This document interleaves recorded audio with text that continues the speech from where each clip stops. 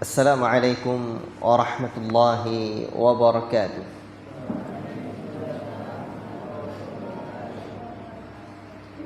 Innal hamdalillah nahmaduhu wa nasta'inuhu wa nastaghfiruh wa na'udzu billahi min shururi anfusina wa min sayyiati a'malina.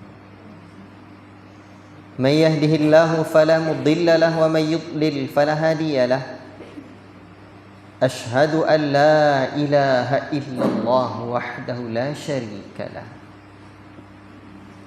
وأشهد أن محمدا عبده ورسوله يا أيها الذين آمنوا اتقوا الله حق تقاته ولا تموتن إلا وأنتم مسلمون يا أيها الناس اتقوا ربكم الذي خلقكم من نفس واحدة وخلق منها زوجها وبث منهما رجالا كثيرا ونساء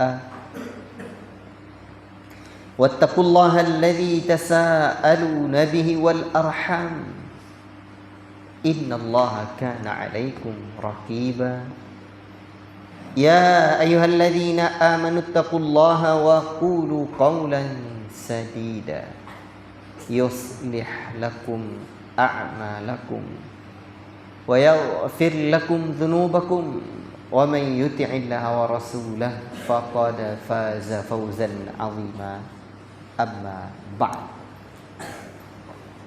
فإن أصدق الحديث كتاب الله وخير الهدي هدي محمد صلى الله عليه وسلم وشر الأمور محدثاتها وكل محدثة بدعة وكل بدعة ضلالة وكل ضلالة في النار. أيها الإخوة بارك الله فيكم. Syukur kita kehadirat Allah Rabbul Alamin, Allah Ta'ala yang senantiasa memberikan kita rahmat dan nikmatnya, sehingga pada kesempatan ini insyaallah Ta'ala kita lanjutkan kajian fikih dari kitab Al-Wajiz fi Fiqh Sunnah wal Kitabil Aziz. Di majelis ini sudah sampai pada babun najasat sebenarnya, namun rekaman yang babun najasat ini kurang jelas. Di sebagian handphone tidak terdengar. Adapun rekaman bab sebelum itu, pembahasan sebelum itu lumayan terdengar, walaupun juga tidak begitu jernih, tapi masih bisa. Tapi sebagian rekaman pembahasan najasat ini juga terdengar. Ya, kendalanya ya saya melihat lebih elok untuk diulang pembahasan ini. Dan di majelis lain saya juga pernah membahas kitab ini dan juga belum sampai kepada babun najasat.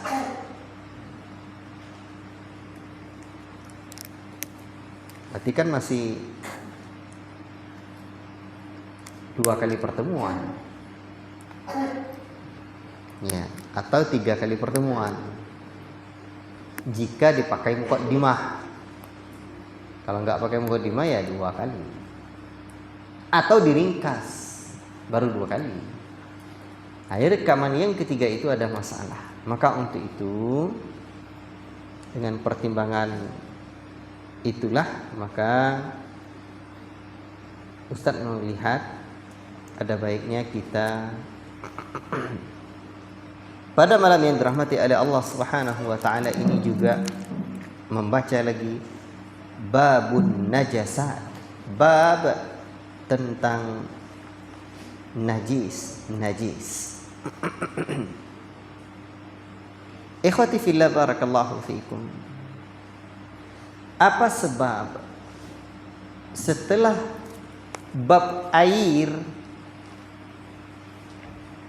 itu dibawahkan bab najasat, kira-kira kenapa? Setelah bab air kok tiba-tiba babun najasat, kenapa? Bab najis. Ya.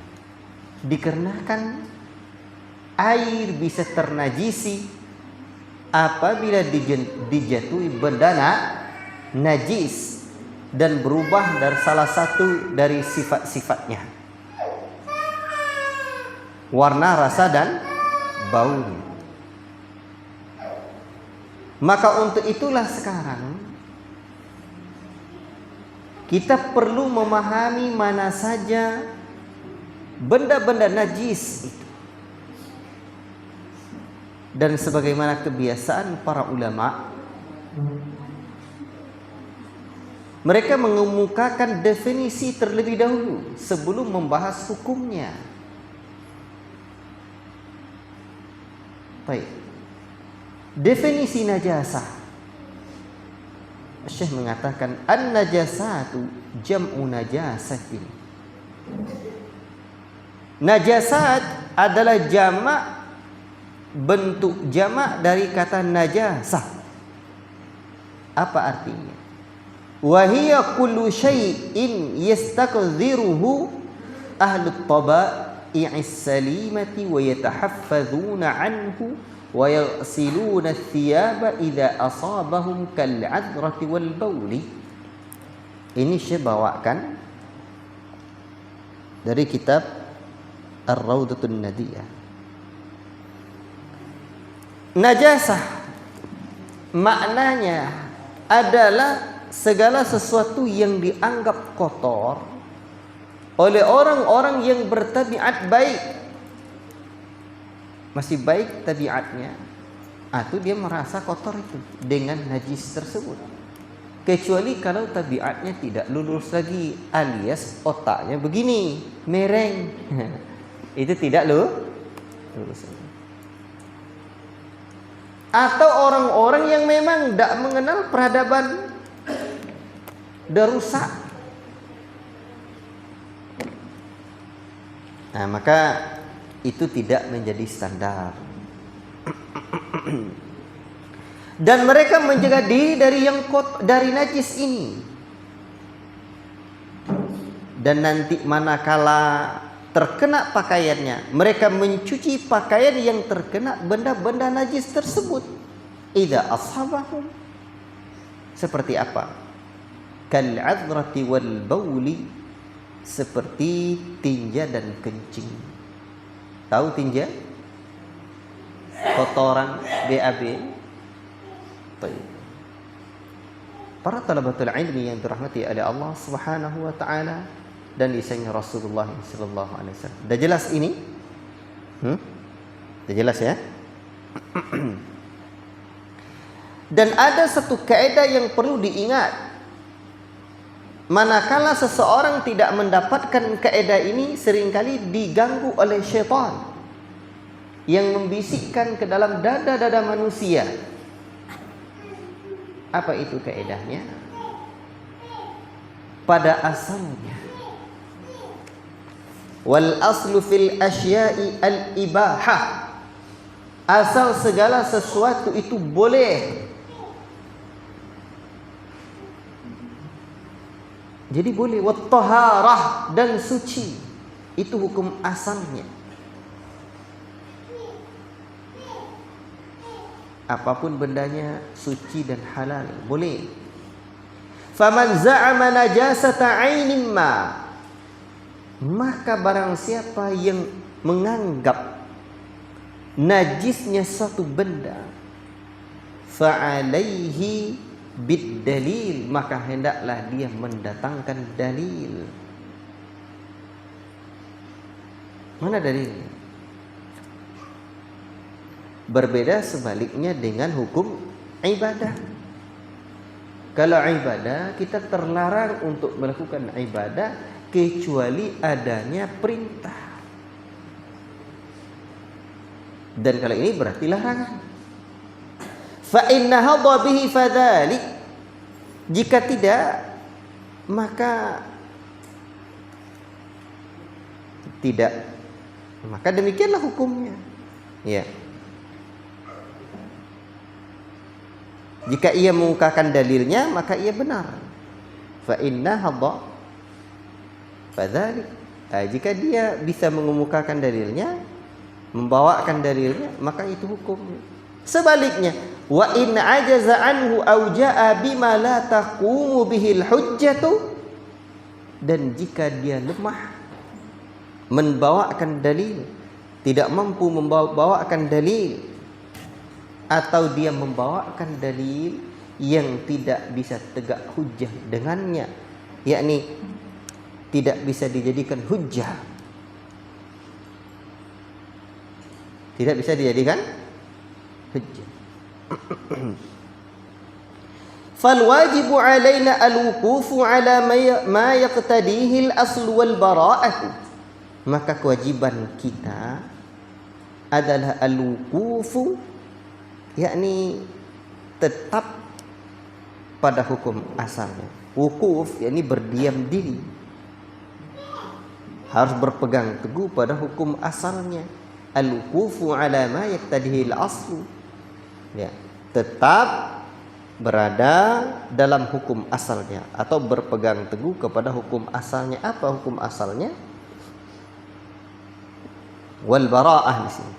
Jadi dan berlepas diri dari hukum itu. Ya, ini tidak kita ambil hukum itu yang dikatakan dia. Li'anna al-hukma bin najasati hukmun taklifiyun. Karena sesungguhnya hukum najisnya sesuatu adalah hukum taklifi, hukum pembebanan syariat. Sekarang dalil dari pembawa syariatnya mana? Pembawa syariatnya mana? Dalil yang ada. Jadi ketetapan satu hukum najisnya sesuatu, itu hukum taklifi. Ta'ummu bihil balwa, yang bersifat umum. Fala yahillu illa ba'da qiyamil hujjah. Maka tidaklah halal, tidaklah boleh memvonis sesuatu illa ba'da qiyamil hujjah, kecuali setelah tegaknya hujjah. Jadi fala yahillu, apa maksud yahillu itu? Tidaklah boleh atau tidaklah dia halal memvonis sesuatu kecuali ketika telah tegaknya hujjah. Maka untuk itu antum pahami ini. Demikian pun juga dengan manakala antum pergi masuk satu tempat, ini najis atau tidak ya? Tidak nampak indikasi-indikasi najisnya, benda-benda najisnya, berarti hukumnya suci itu. Tapi kalau sudah nyata ada benda najisnya, jelas barangnya, barulah dia dikatakan najis. Jangan was-was. Faham tuh? Masuk dalam WC juga ini najis atau tidak? Kan ada orang begitu masuk WC udah jelas bersih, terus disiram-siramnya dulu. Mana tahu jangan najis. Yang ini juga was-was syaitan. Kecuali memang nampak atau memang baunya minta ampun, yang memang tampak secara zahirnya itu ada benda najis, ya, maka disinilah letak hukumnya. Kita perlu mensucikannya terlebih dahulu. Tapi tidak ada indikasi najisnya, hanya was-was saja. Jangan-jangan nanti, itu keluar dari hukum asalnya. Bisa dipahami ini? Bisa dimengerti? Air juga demikian, nanti jumpa air, ini najis enggak ya? Diingat-ingat benda najis tak ada. Hukum asalnya adalah at-taharah. Suci. Kemudian ikhwati fillah barakallahu fikum. Mana saja benda najis itu? Benda najis itu datang dari dua hal. Satu dari benda mati, dua dari benda hidup. Benda najis itu ada dari dua hal. Satu dari benda mati, dua dari benda hidup. Dari benda mati hanya satu saja, khamar. Itu pun diperselisihkan oleh para ulama. Ya. Itu pun diperselisihkan oleh para ulama. Ada yang mengatakan bahwa khamar adalah najis, dan ada yang mengatakan tidaklah najis. Dan Syekh di sini itu pembahasannya kan tidak panjang. Dan yang disebutkan oleh Syekh di sini ini kan 1, 2, 3, 4, 5, 6, 7, 8. Ya. Ini yang disebutkan oleh beliau dari benda hidup. Maka karena kitab ini adalah ringkasan, maka pembahasan itu tidak dibawakan. Adapun di kitab-kitab selanjutnya seperti di dalam kitab sini belum ya.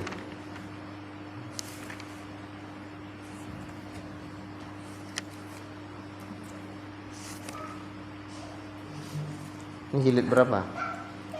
Jilid 2 yang saja saya bawa. Partai. Satu itu. Di Al-Wajiz di Fiqh Sunnah, Sahih Fiqh Sunnah ada. Pembahasan ini dah mulai agak panjang. Baiklah. Saya hanya ingin memberikan secara ringkas saja. Terkait dengan benda najis yang datang dari jamadat, dari benda mati, itu hanya satu, tadi khamar. Namun diperselisihkan oleh para ulama, ada yang mengatakan najis dan ada yang tidak. Ini panjang khilafnya. Dan kesempatan ini saya tidak memperpanjang secara lebih rinci. Sebab pembahasan benda najis ini tidak cukup satu kali. Nanti akan ada lagi nanti pembahasan sambungannya untuk hal ini. Insya Allah akan saya tambahkan dalam pertemuan yang akan datang. Namun ikhwati fillah, secara ringkas, khamar ini ada ulama yang mengatakan tidak najis. Itu aman. Dalil mereka seperti dalam Sahih Fiqh Sunnah itu kan dibawakan itu. Dalil mereka adalah dulu ketika turun ayat pengharaman khamr, tidak diriwayatkan mereka kan menuang-nuangkannya, tidak diriwayatkan mereka mencucinya. Yang tercuci, yang terkena oleh khamr tersebut. Namun kebanyakan para ulama menghukuminya najis. Panjang pembahasannya tidak saya bahas sekarang. Namun jika dia adalah najis, ini panjang. Masalah dia tuh jadi panjang. Sebab khamar itu, yang dikatakan khamar apa? Kullu muskirin khamrun. Setiap yang memabukkan maka dia adalah khamar. Berarti benda yang memabukkan ini disebut juga dengan alkohol. Alkohol ini ada lagi jenisnya. Ada etanol, ada apa lagi? Namanya juga metanol. Nanti jika dia alkohol ini najis, timbul berbagai permasalahan. Contoh, bagaimana hukum memakai minyak wangi yang mengandung alkohol? Betul ya? Jika alkoholnya masih ada, berarti najis. Sahih? Namun terkait dengan alkohol ini, banyak yang mengatakan bahwa karena alkohol itu ada yang memabukkan dan ada yang tidak, bahwa alkohol yang dimasukkan ke dalam minyak wangi itu tidak memabukkan. Tapi juga perlu ditanya, perlu juga diteliti, dan antum jangan dicoba. Jika memang tidak ada alkohol yang dimasukkan ke dalam minyak wangi tersebut adalah alkohol yang tidak jenisnya yang memabukkan itu, atau jenis yang tidak najis itu, maka berarti dia tidak najis. Namun terjadi lagi masalah nanti, bagaimana dengan alkohol yang mudah hilang? Dia kan begini, dimasukkan ke dalam obat, dimasukkan ke dalam minyak wangi, dia mudah hilang, tetapi mungkin ada kandungan lainnya yang tidak hilang. Ada sesuatu yang digunakan dari zat-zatnya itu, ya. Maka kalau dia sudah hilang, berarti tidak najis lagi. Bisa paham ya? Dan itu banyak di dalam pengobatan, dalam obat-obat. Namun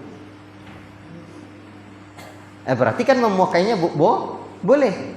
Tetapi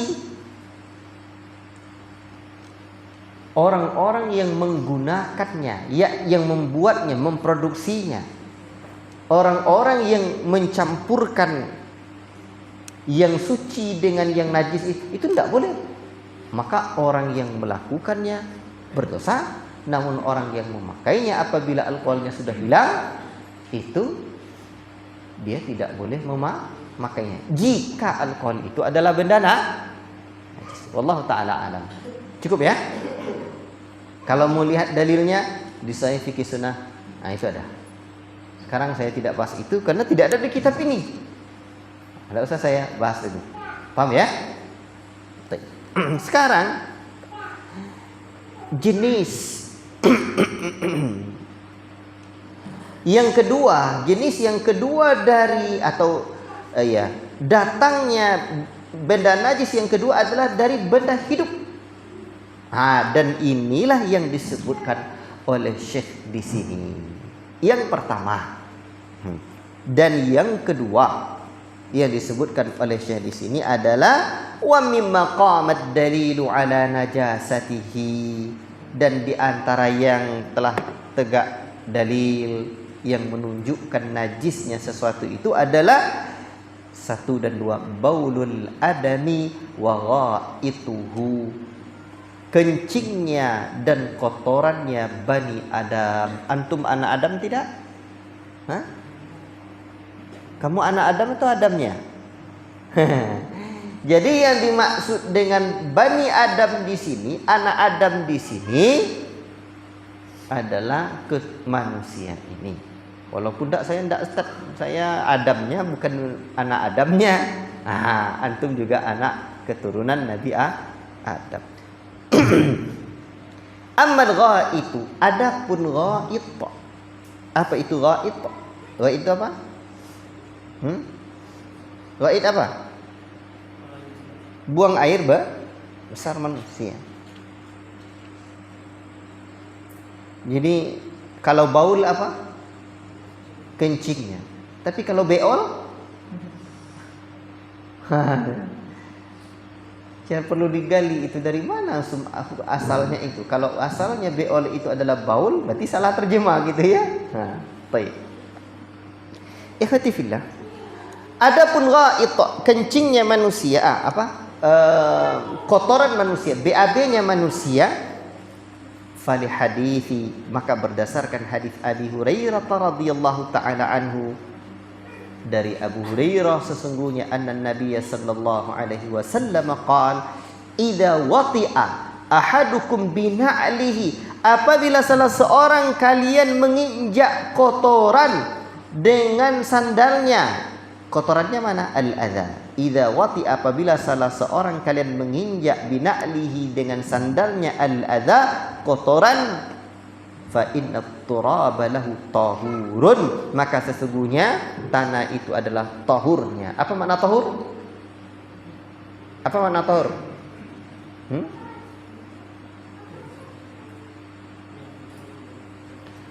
Ada tahir, ada tahirun mutahhirun. Ada suci, ada suci lagi mensucikan. Dalam bahasa dengan istilah lainnya tahirun mutahhirun itu disebut dengan tahur. Apa itu tahur? Suci lagi mensucikan. Baik. Jadi apabila sandal kita menginjak kotoran, maka tanah lagi yang akan menyucikan. Nanti di pembahasan menyucikan najis, ini ada lagi cara menyucikan kotoran yang seperti ini. Namun syahidnya sekarang bahwa kotoran manusia itu najis karena mesti disucikan. Paham ya? Baik. Kemudian wal adza, apakah itu adza? Adza adalah kullu ma ta'adzaita bihi minan najasati wal qadari wal hajari wasyauki wa ghairi dzalik. Adza ialah segala sesuatu yang menyakitkan kalian berupa benda najis,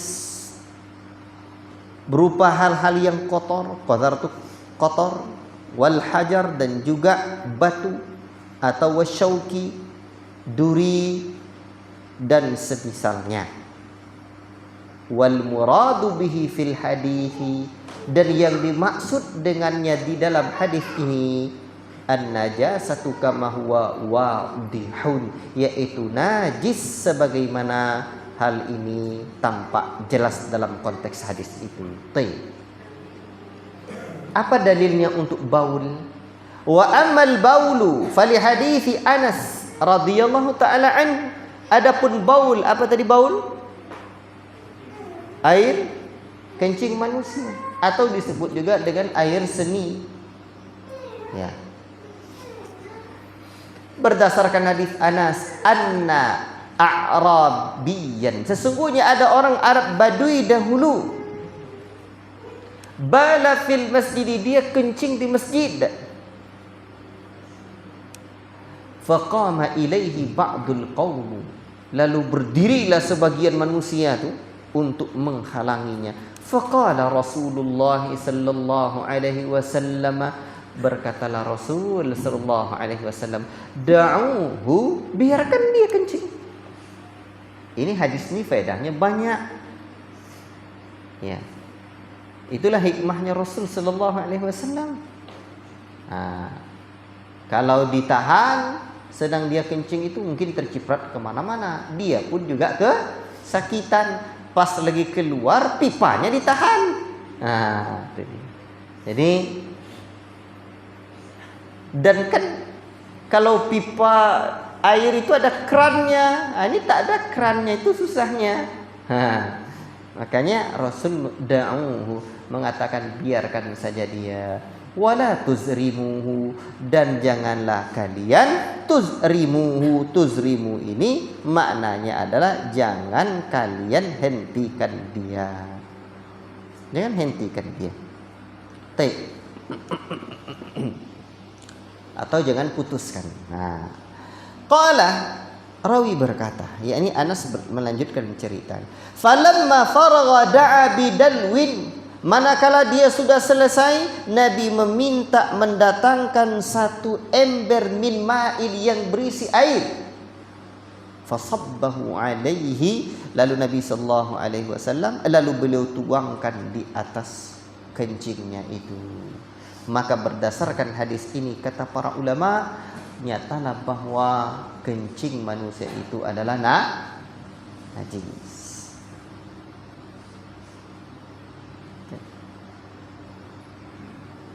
Jelas ini?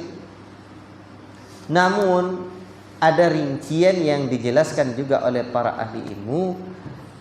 Terjadi perbedaan antara kencing anak bayi laki-laki dengan anak bayi perempuan atau dengan kencing orang yang sudah dewasa. Baik.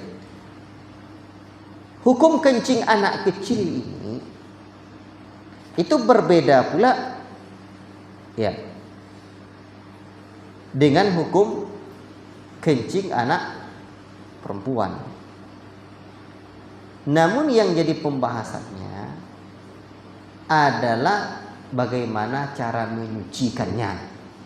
Itu nanti dalam bab cara menyucikannya. Faham tuh? Nanti cara menyucikannya. Nah, jadi makanya di sebagian para ulama itu memandang ada najis itu najis mughalladzah, ada najis berat, najis pertengahan, dan ada najis yang ringan.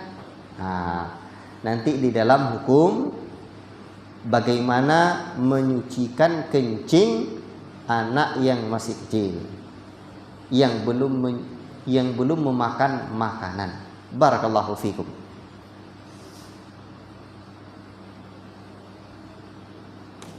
Nanti ya. Berikutnya ikhwati fillah barakallahu fikum, yang ketiga dan keempat, al-madyu wal wadyu.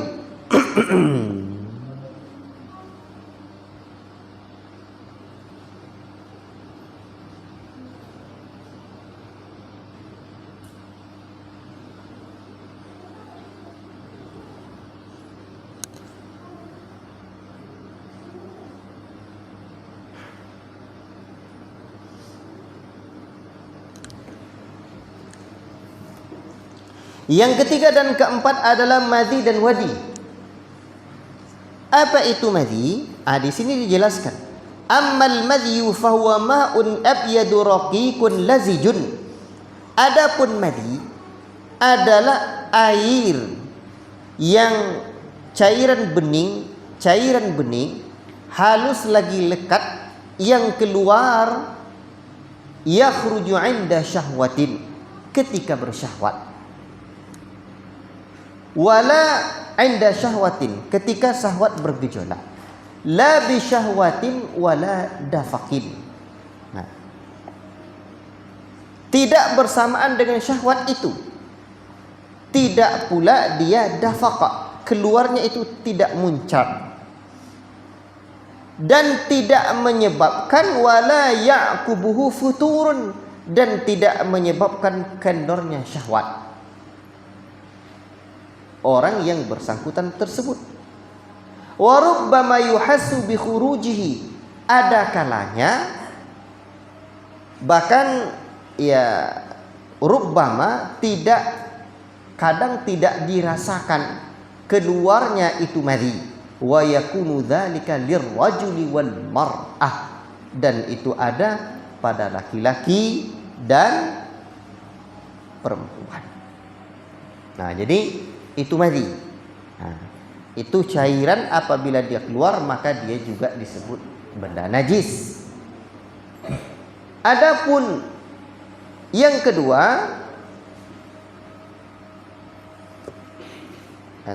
wa huwa najisun wa lihadza amara an-nabiy sallallahu alaihi wasallam bi ghusli dzakari minhu, dan ia adalah najis. Untuk inilah Nabi sallallahu alaihi wasallam memerintahkan untuk mencuci kemaluan dari madhi tersebut. An Aliin qala, dari Ali dia berkata, kuntu rajulan madda'an, aku adalah seseorang lelaki yang madda'an, yang sering keluar madhi. Wa kuntu astahyi, dan aku malu an as'alan nabiyya sallallahu alaihi wasallam, untuk bertanya kepada Nabi sallallahu alaihi wasallam lima kana ibnatihi, karena kedudukan anaknya, karena anak istrinya adalah anak Nabi istri beliau. Nah, ini panjang perbincangan para ulama, apakah Ali ada sakit atau sebab yang lain? Terjadi pula perbincangan para ulama yang tidak saya bincangkan dalam pembahasan ringkas seperti ini. Fa'amartul Miqdad bin al-Aswad, aku menyuruh Miqdad anaknya Aswad untuk bertanya. Dia nak tahu hukum tapi malu.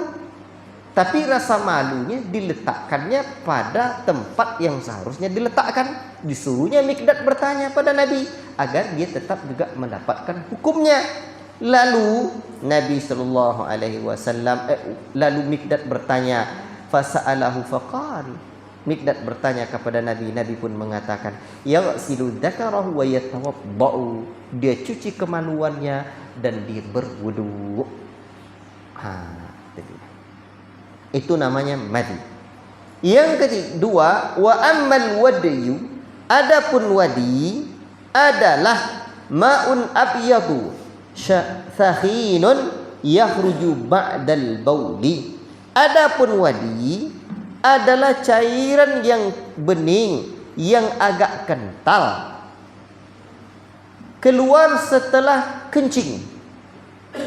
Setelah buang air kecil dia keluar, maka fahuwa najisun, dia adalah najis. Dari Ibnu Abbas radhiyallahu ta'ala anhu, qal al-mani wal wadi wal madyu. Ada namanya mani, ada namanya wadi, dan ada namanya mali.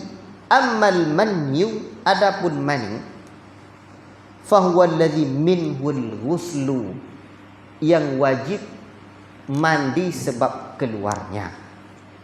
Wa ammal wadi wal madyu, dan adapun wadi dan madhi, faqala ighsil dzakaraka, cucilah kemaluanmu, au madzakiraka, ya, cuci kemaluanmu. Wa tawadda wudu'aka lis-shalah, dan berwuduklah engkau berwuduk untuk salat. Jadi cuci zakarmu dan kemaluanmu, ya, cuci kemudian berwuduk untuk salat. Adapun mani, maka dia tidak cukup hanya dicuci saja, tapi seseorang tersebut wajib untuk mandi terlebih dahulu, barulah dia terhitung suci. Nanti ini pembahasannya juga di dalam pembahasan hadas besar dan hadas kecil. Baik. Para talabatul ilmi yang dirahmati oleh Allah Subhanahu wa taala, sekarang yang kelima. Yang kelima ini. Ini dah paham ya? Sudah ngerti? Ada pertanyaan kalian? Wadi, madhi dan mani. Wadi dan madhi najis, menyebabkan hadas kecil namanya. Mani menyebabkan hadas besar. Ya. Madhi dan wadi wajib berwudu apabila hendak salat, dan wajib mencucinya karena dia adalah najis. Adapun mani tidak dihitung najis, tapi diwajibkan seseorang mandi. Barakallahu fikum. Yang kelima, rauthu ma la yu'kalu lahmuhu, kotoran hewan yang dagingnya tidak dimakan. Kotoran ma la yu'kalu lahmuhu, kotoran yang hewan yang dagingnya tidak dimakan. Dalilnya apa? An Abdillah qal, dari Abdullah ia berkata, radhiyallahu ta'ala anhu, arada an-nabiy sallallahu alaihi wasallam ayyatabarraza. Nabi sallallahu alaihi wasallam hendak buang air besar. Faqal i'tini bi thalathati ahjar, tolong bawakan aku. Coba lihat nih. Nabi mengajarkan muridnya, mengajarkan sahabatnya, tolong bawakan aku 3 buah batu. Fawajadtu, kata Abdullah radhiyallahu ta'ala anhu, lahu hajaraini, aku mendapatkan untuk Nabi itu cuma 2 batu. Wa rawsata himarin, dan yang satu lagi adalah aku dapati kotoran hewan, himar, keledai. Fa amsakal hajaraini, Nabi sallallahu alaihi wasallam mengambil atau menggunakan 2 batu itu. Wa tarahar rawsata, lalu Nabi membuang rawsah itu, kotoran himar tersebut, dan Nabi mengatakan wa qala hiya rijsun, dia adalah najis. Ini terkait tentang hewan yang tidak dimakan dagingnya. Tapi nanti ini ada lagi pembahasan berikutnya. Ya, saya jelaskan saja di sini. Terkait dengan hewan yang tidak dimakan dagingnya, berarti haram untuk dimakan. Betul ya? Sebenarnya kotorannya, bahkan juga hewan yang haram dimakan dagingnya itu, yakni yang tidak dimakan dagingnya, haram untuk dimakan, itu liurnya juga najis. Faham? Walaupun nanti panjang perbedaan pendapat di kalangan para ulama dalam bab-bab hal seperti ini. Nah, namun itulah yang masyhur. Namun ada pengecualian. Ada dua yang dikecualikan nanti. Satu, yaitu hewan yang susah dihindari keberadaannya, seperti kucing. Paham tak? Kucing itu susah tidak dihindari keberadaannya. Ya, dia kadang masuk aja. Ya, di rumah kita. Maka Nabi SAW pernah menyebutkan dalam riwayat Qatadah, kata Abu Qatadah, beliau Nabi mengatakan sebagaimana dikeluarkan oleh Imam At-Tirmidzi, An-Nasai, Ibnu Majah dan yang lainnya, Nabi SAW mengatakan, innaha laysat binajasin, sesungguhnya kucing itu tidaklah najis, tapi dagingnya haram dimakan. Jangan coba-coba sembelih kucing. Ya. Innaha, apa sebabnya dia najis? Innaha minat tawafina. Apa sebabnya dia tidak najis? Innaha minat tawafina alaikum wat tawafat. Karena sesungguhnya dia adalah hewan-hewan laki-laki, jantan dan betinanya yang senantiasa berada mengelilingi kalian. Karena Islam ini adalah agama yang memberikan kemudahan, maka tidaklah dihukumi najis nanti air liur kucing tersebut. Nanti begitu datang dia tiba-tiba dia minum. Kadang kan air dalam baskom kita, dalam ember kita, dijilatnya, itu tidaklah najis. Beda ceritanya kalau antum tidak mau meminum air antum lagi. Misalkan antum dah letakkan air nih, air minum, tiba-tiba datang dia, ada jilat-jilatnya. Antum bilang, ada apa-apa lah, tidak najis. Itu beda ceritanya. Faham tuh? Bisa dipahami nih ya. Tapi untuk mandi, atau untuk bersuci, ini. Apalagi kalau antum siasati lagi. Sebab sebenarnya benda najis itu, air yang terkena najis itu bisa caranya untuk disucikan lagi, walaupun tidak dibuang, ditambah airnya lagi banyak, sehingga tidak nampak lagi benda najis itu. Itu juga tetap suci dia. Itu pengecualian yang pertama tadi. Jadi yang kedua,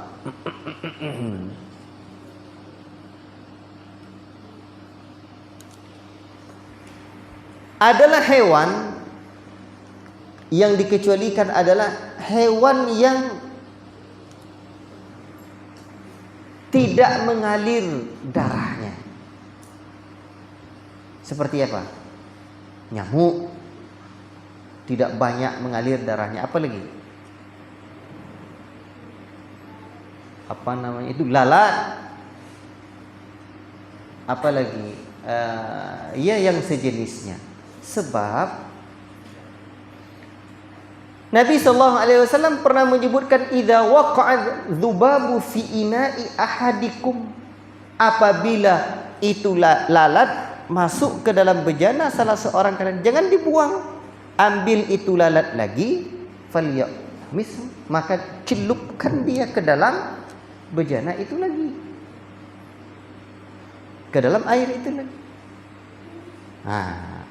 Maka dari sinilah para ulama memberikan pengecualian. Wallahu taala a'lam bissawab. Bisa dipahami? Tapi jangan coba-coba dimakan lalat. Jangan pula dimakannya nyamuk. Yang makan lalat itu siapa, Sur? Tahu yang memakan lalat? Dipilen-pilen. Film apa? Itulah dia. Kan ada film-filmnya itu yang makan lalat dia. Saking apa? Saking ya, film apa namanya itu? Tidak tahu? Itu dia.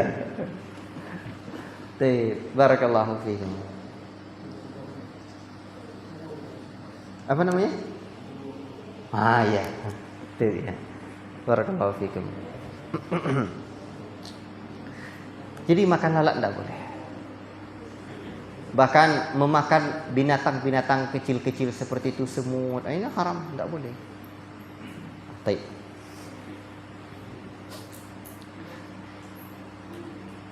Dan ada tidak lagi yang dimaafkan dari hal ini yang saya ketahui dua ini.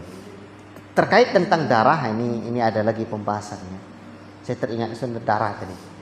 Kalau darah, itu juga panjang pembahasannya. Saya lanjutkan dulu. Yang ketujuh, lu'abul kalbi, yaitu air liur anjing.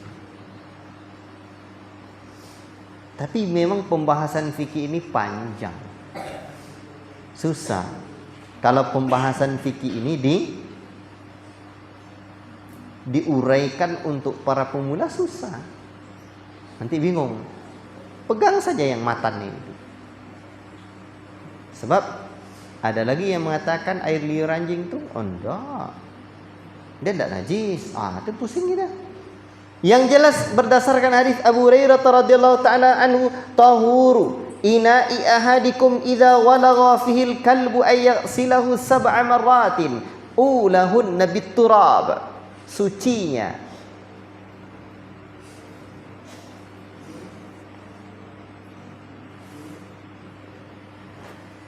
bejana salah seorang kalian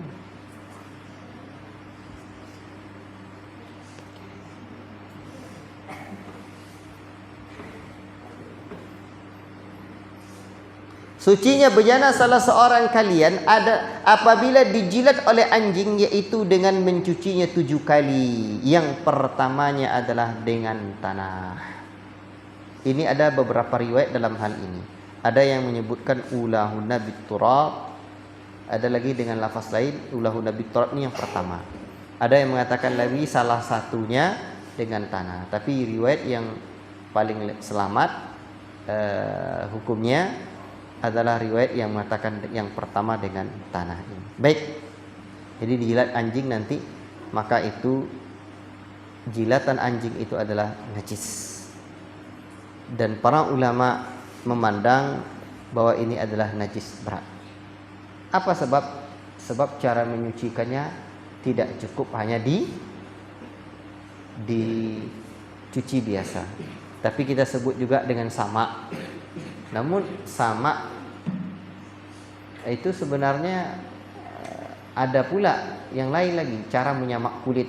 Itu beda ya. Namun dalam bahasa kita ini juga disebut disamak dulu katanya. Caranya adalah dengan dicuci 7 kali. Yang pertamanya dengan tanah. Jadi riwayat yang mengatakan salah satunya itu kan berarti salah satunya ada yang boleh yang keempat, boleh yang ketiga. Kenapa yang pertama? Karena riwayat yang pertama itu lebih menyucikan sebenarnya. Kenapa? Kalau yang pertama nanti yang kedua air, ketiga air, dan seterusnya air, jadi lebih bersih dia. Wallahu ta'ala a'lam bissawab. Baik. Ikhwati fillah, barakallahu fikum.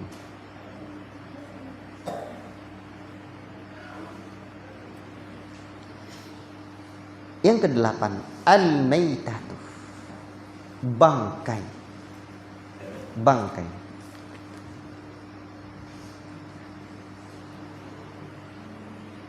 Wahiyya ma mata hadfa anfihi min ghairi zakatin syar'iyyatin. Apa itu? Adalah sesuatu yang binatang yang mati tanpa disembelih secara syar'i. Ma mata yang mati, hanfa anfihi yang hilang nafasnya, nafas di hidungnya itu tanpa disembelih secara sembelihan syar'i. Berdasarkan hadis idza dubighal ihabu faqad tahur. Apabila kulit bangkai itu disamak, maka dia menjadi suci. Berarti kulit bangkai itu mengikuti hukum bangkainya. Kulit bangkai itu apa? Umpamanya ada kijang mati dan ini tidak disembelih, kulitnya itu menjadi najis juga.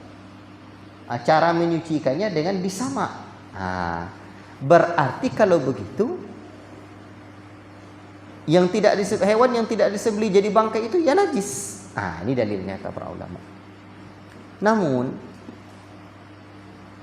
wal ihabu, dan ihab maknanya adalah, ihab itu kulit bangkai, jildul maitati wa yustathna min dzalik, kulit bangkai. Tetapi ada yang dikecualikan, beberapa bangkai yang tidak najis. Ada bangkai yang tidak najis. Satu,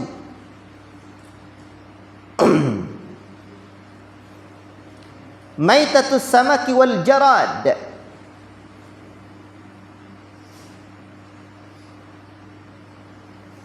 Yaitu bangkai ikan dan jarad, belalang. Kalau di sini dibuat oleh Syekh ini, tadi kan saya dikecualikan ada apa ya? Binatang yang apa tadi? Yang tidak apa? Saya menyebutkan ada 2 tadi pengecualiannya. Yang haram dimakan itu, daging yang haram dimakan itu haram liurnya pula. Kecuali yang dihindari keberadaannya, yang sulit dihindari keberadaannya. Kedua haram dia apa? Dia tidak mengalir darahnya. Dan di sini untuk bangkai ini ada 2 pula, atau ada 3 yang dikecualikan Syekh, yang disebutkan oleh beliau di sini. Satu, bangkai ikan dan belalang. Berdasarkan hadis Ibnu Umar radhiyallahu taala anhu, qala Rasulullah sallallahu alaihi wasallam, uhillat lana maitatan wa daman. Dihalalkan bagi kita 2 bangkai dan 2 darah. Ammal maitatan, adapun 2 bangkai itu, fal hut wal jarad, yaitu hud dan jarad. Hud maknanya adalah ikan dan jarad maknanya adalah belalang. Dulu waktu saya kecil-kecil, di rumah mak saya itu ada banyak kebun ubi. Dan waktu itu budayanya menangkap belalang di antara tradisi semasa kecil saya. Sekarang jarang saya tengok kalian menangkap belalang. Atau belalangnya tidak ada lagi. Di mana ada belalang? Coba kasih tahu saya. Sawah itu banyak ya. Ada namanya belalang tunjang, belalang suso, apa lagi? Itu apabila belalang besar-besar itu ditangkap, dibunuh, kemudian bisa dibakar. Enak enggak? Itu tergantung kebiasaan. Ada yang bilang enak, ada juga yang tidak. Bahkan saya pernah melihat di YouTube, yaitu digorengnya. Jadi bangkai belalang ini boleh dimakan. Ya, baik. Sebab dihalalkan. Di sini kan jelas. Bila kalian cobalah sekali nanti berburu belalang. Berburu belalang, nanti cari belalang nih, dibuat pula videonya. Itu dia. Kemudian yang kedua adalah wa ammad daman, dan adapun 2 darah, fal kabidu wat tuhal. Di sini yang bahasa Arabnya kalimatnya tuhal, yang dalam terjemahan ini tihal. Allah taala alam. Dan adapun dua darah adalah hati dan limpa. Hati dan limpa kan terlihat darah ya. Limpa juga berarti ini darah yang dikecualikan. Faham tuh? Yang kedua, maitatu ma la damalahu sa'ilun. Bangkai yang tidak darahnya mengalir. Kadzubabi, seperti zubaba. Apa tadi? Lalat, wan namad, dan semut, wan nahl, dan lebah, wa nahwi dzalik, dan seumpamanya. Berdasarkan hadis Abu Hurairah radhiyallahu taala anhu, hadis yang saya baca tadi, idza waqa'a dzubabu fi ina'i ahadikum falyamisu kullahu.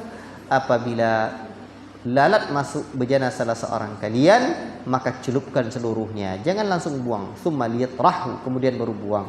Fa inna fi ihda janahaihi da'an, karena sesungguhnya salah satu dua sayapnya ada obat, ada penyakit. Wa fil akhari syifaan, wa fil akhari syifaan, dan pada yang lainnya ada obatnya. Baik, yang ketiga, azmul maitati wa qarnuha, yaitu azmul maitati, tulang bangkai. Tulang bangkai ini tanduk, wa qarnuha, dan tanduknya, wa dhufruha, dan kukunya, wa sya'ruha, dan bulunya. Ini kullu dzalika tahirun, dia suci. Wukufan 'alal asli, ini dalilnya apa? Wukuf. Karena kita tetapkan pada hukum asalnya, wa huwa taharatu, yaitu suci. Wukuf itu berhenti pada hukum asalnya. Wa lima rawahul Bukhari ta'liqan, dan juga berdasarkan riwayat Imam Bukhari secara mu'allaq. Hadis mu'allaq adalah hadis yang di dalam sanadnya ada seorang rawi atau lebih yang tidak disebutkan dengan berturut-turut. Apa bunyinya? Di mana beliau berkata, wa qala az-Zuhri fi 'idhamil mauta. Berkata Al-Imam Az-Zuhri tentang hukum tentang tulang bangkai.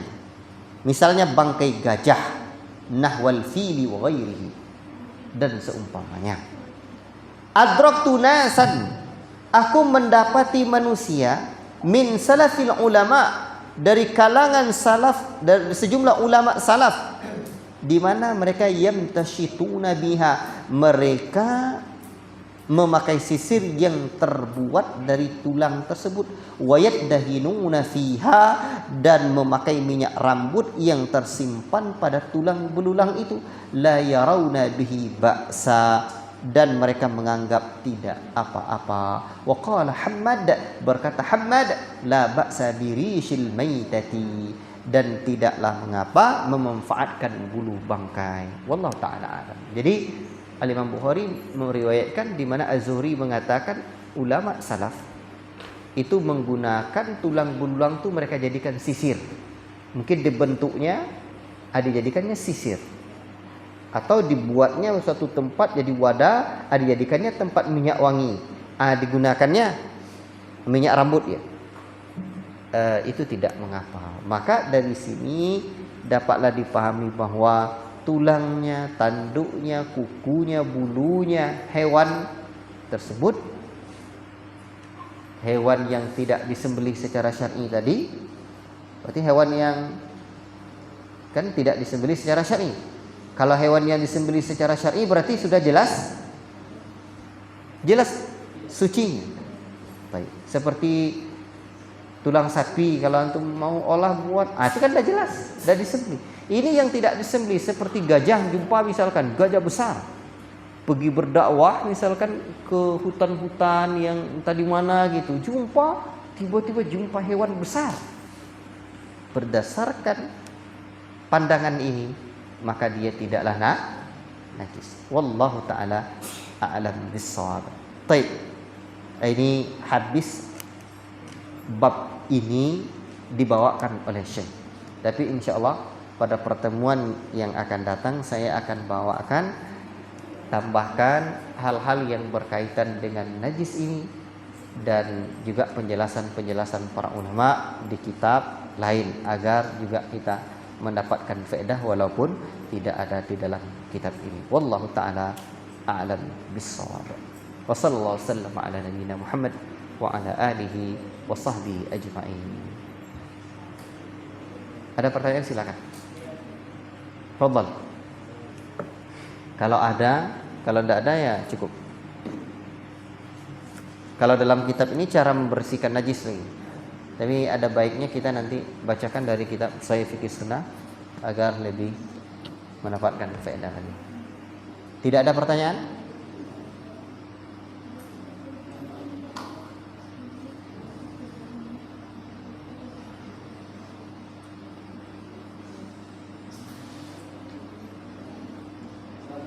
Fadhal.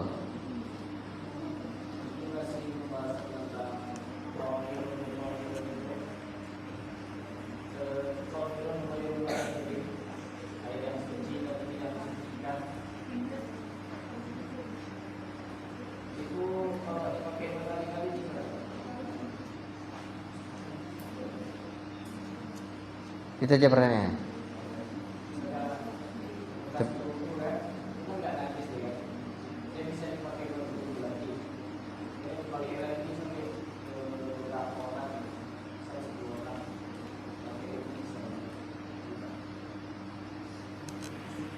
Baik, saya tidak tahu dalil yang mengatakan tidak boleh. Saya tidak tahu dalil yang mengatakan tidak boleh. Karena Imam Ibnu Hajar Al-Asqalani mengatakan bahwa tidak ada dalilnya yang mengatakan bahwa air musta'mal itu tidak tahur, yakni tidak suci lagi mensucikan. Maka disitulah para ulama menyanggah pendapat Syafi'iyah yang menyatakan adanya air musta'mal. Musta'mal yang suci. Kalau musta'mal yang najis, ya najis. Ini musta'mal yang suci. Musta'mal itu adalah air seken. Kan ada baju seken kan? Air juga ada yang seken. Nah, yang sudah ada digunakan. Saya tidak tahu dalilnya yang mengatakan bahwa tidak boleh lagi digunakan, tetap boleh digunakan. Allah taala a'lam bissawab. Namun dari pembahasan itu saya juga dengar para ahli ilmu, para ulama menjelaskan bahwa afdalnya tentu air yang lain. Air yang masih belum digunakan. Tapi tentang hukum sucinya, tetap suci. Allahu a'lam bissawab. Ya. Ada yang lain? Mungkin ada kondisional nanti satu saat pergi berdakwah tidak ada air, hanya air itu aja. Di situ dia hukum itu datangnya. Adalah kita gunakan. Atau dia pergi berdakwah sama istrinya, tak kemana-mana kan, tidak ada air, kongsi aja lah kita nih katanya. Akhirnya dia beruduk dulu, gunakan sama istrinya. Saya tidak tahu adanya dalil yang menunjukkan terlarangnya hal itu. Allah taala. Ada yang lain silakan.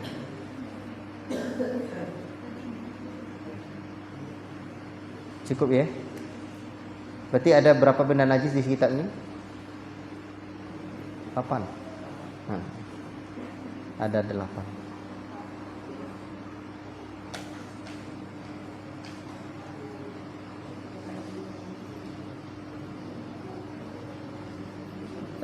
Tadi sebenarnya ada satu yang ingin saya sampaikan lagi. Bagaimana dengan kotoran atau kencing kucing? Kan air liurnya enggak tadi. Kalau kencingnya tiba-tiba dikencingnya baju kita, maka fatwanya Syekh Muhammad bin Shalih Al-Utsaimin rahimahullah taala ini tetap najis. Ini tetap najis. Begitu pula darahnya. Jadi hewan yang haram dimakan, maka kencing dan kotorannya tetap dihukumi najis. Allah taala a'lam bissawab. Termasuk muntahannya itu juga najis. Allahu a'lam. Cukup sekian yang dapat kita bahas pada malam yang dirahmati oleh Allah Subhanahu wa taala ini. Sengaja kalau dilihat dari kesibukan sekarang, kajian kita pekan pertama, coba sampaikan tak wajah awalnya. Pekan keempat saya sengaja buka Al-Wajiz. Ulang. Pekan pertama setiap hari Senin ya. Pekan pertama Qawaidul Muslah. Pekan kedua Kitabut Tauhid, karena di MI enggak ada. Karena kemarin yang ngendel Ikhwan. Jadi saya lihat Ikhwan ini enggak bersemangat lagi membuat kajian itu. Ya udah, saya lanjutkan. Yang ketiga, Fikih Asmaul Husna, karena sore itu enggak ada waktu saya lagi. Saya mau ngajar bela diri. Karena rasanya ada banyak penyakit. Sementara olahraga yang saya sukai hanya itu. Berikutnya, kalau kalian banyak. Berikutnya apa lagi? Yang keempat Al-Wajiz. Kalau ada pekan kelima Syarhus Sunnah. Itu saja lagi. Adapun setiap pagi subuh, Senin, Selasa, Rabu, Kamis, kita ada silsilah daurah markis. Pembahasan pertama Al-Bayan Anil Fitan. Mungkin nanti yang kedua itu bisa jadi saya lihat kondisinya dulu, tengok pemahaman santrinya. Ya mungkin tentang hijrah, mungkin saja rihlatul insan, dan ada lagi satu a'daul insan, namanya musuh-musuh manusia. Insyaallah taala itulah mungkin kegiatan-kegiatan yang dapat kita sekarang. Adapun tadi ada pertanyaan, ini potong sampai selawat tadi aja. Paham Ustaz? Ya. Pertanyaan apa masuk? Apa rekaman yang kita wajibkan untuk teman-teman ini? Saya melihat